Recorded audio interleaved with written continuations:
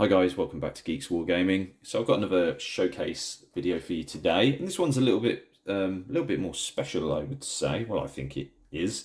Um, Obviously, we've got a classic Whirlwind. Now, there is actually a bit of a story behind this one. Um, if you watch my last video, you'll know that I'm sort of planning on maybe taking my Blood Angels to some tournaments next year, and I think Whirlwinds work quite well with Blood Angels for the there's a stratagem that you can play on them, and if you hit a target, then they fight last. So that could be quite good for doing sort of multiple charges. You're not going to fear that interrupt as much. So I thought I want to try one of these in my list, and I was going to buy one of the newer shape ones, or the latest shape one. I think that model's probably about 10, 15 years old now. But then they were out of stock for an awful long time for some reason. And I think they're about 40 quid. I just thought I don't want to spend 40 quid on a model which might not actually work in my list. So yeah, I started looking for alternatives, and where I live, there is a sort of a wargaming bring and buy sort of sale about every quarter, just in sort of the village down the road from where I live. I really enjoy going there because you can pick up some classics and some bargains and just things that you didn't even know existed.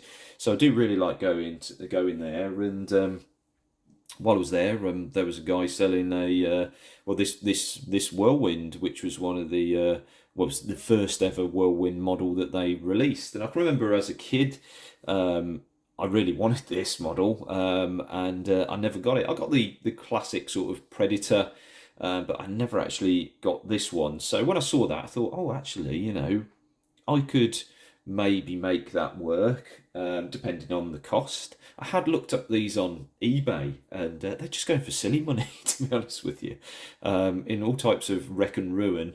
I saw this one, and it was painted blue. It looked like it had been painted with I don't know, a wall roller or something like that. It was terrible. There was glue marks all over it. It had been built incorrectly, so there were sort of gaps along the bottom here where it hadn't sort of married up correctly. There was glue all splashed here. There was glue all splashed on the top. I'm going to try and get some picture in picture. I've got a new bit of editing software that I'm trying to work out, so hopefully there's some picture in picture somewhere. And when when I actually bought it, I managed to pick it up for 15 quid, which is why I went for it, because I thought, well, it's better than 40 quid, and it's definitely better than 60 quid. So yeah, I thought, well, I'll get it. The room that the seller was in wasn't actually very well lit, so I could tell it was rough, but because it was quite dark and dingy, I couldn't quite tell how rough it was. And when I got it outside, I was hit with buyer's regret, because it was proper rough. It looked like it had been made probably by a kid 20, 30 years ago, because I think that's how old these are now. I think it's probably about 30 years old. This is definitely an early 90s model. Definitely an early 90s model. Yeah, because I think I was probably about 10 or 11. I'm 40 now, for God's sake. So yeah, it's probably about 30 years old, this kit. And yeah, time had not been kind to it, shall we say. So I thought, well, I can quite easily just use this turret and put it on maybe a Razorback chassis that I've got. So I did look at that, but this is actually quite a bit smaller.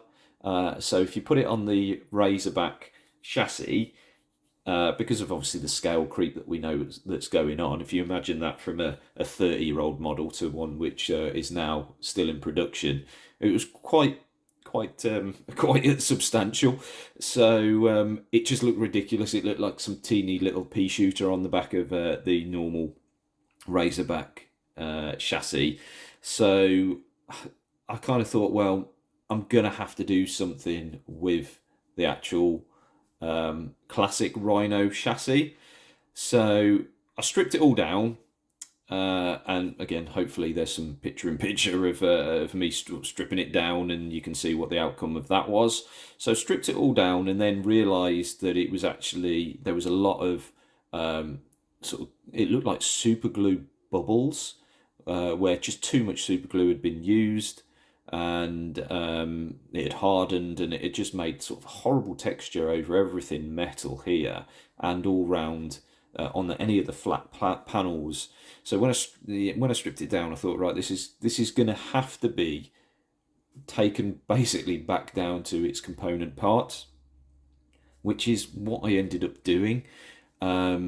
So I basically have cut all the way down the seam lines to sort of take them into the component parts.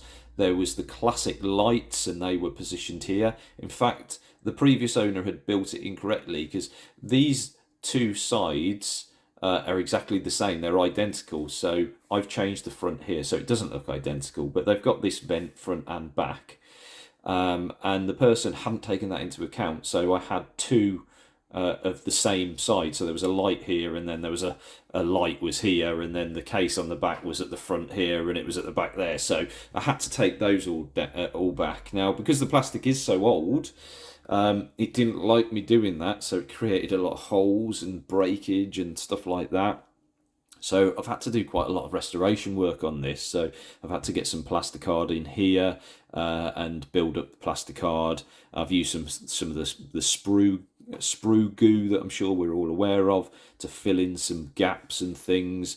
And then I thought, well, after looking at it completely stripped down and down to its component parts, these classic models, they just don't have that much detail on them. There's lots of flat surfaces, and like I say, no detail on them whatsoever. So I looked in my bits box, and I thought, right, how can I make this model look more interesting, and so it fits in with the rest of my my existing army, which is more of your sort of Primaris and highly detailed sculpts. So I managed to find these two lights in my bits box. I haven't got a clue how I've got two lights, because generally you use them on every chassis. So it must have been from a Horus Heresy model where they use different lights, but whatever. So I found these two lights. So I thought, well, put those on. Then I bought the what's it called? It's basically the Forge World, no, not the Forge World, the Warhammer World exclusive Land Raider and Rhino kit. Oh, not the camera there, perfect. Yeah, it's that kit, and I've built the Land Raider, but I've never built the Rhino, and I'm probably never going to. Well, I did build it, but I didn't build it as the Command Rhino.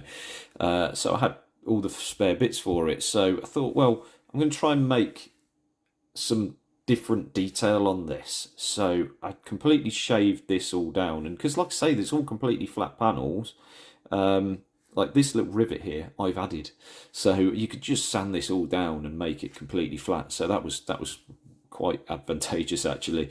So then I got these, and I managed to work out that the angle here is perfect still for the new angle. So it seems like Games Workshop do use the same sort of angles in their design process, which makes conversions like this quite easy. So managed to put those on, just a little bit of extra detail, give it a little bit of extra interest there. I took off the classic sort of ram bar, or whatever it's called, because it looks quite flimsy, it's quite wide. I don't know, it stuck out quite far as well. So I took that off and exchanged it with the new one, again, because this is more detailed, more interest to it. So I put that on, and then I got these little smokestacks. These are just from, obviously, the normal Rhino kit, which you just don't put on any of your tanks, really. But on this one, I thought, because of the extra detail required, I'll stick that on.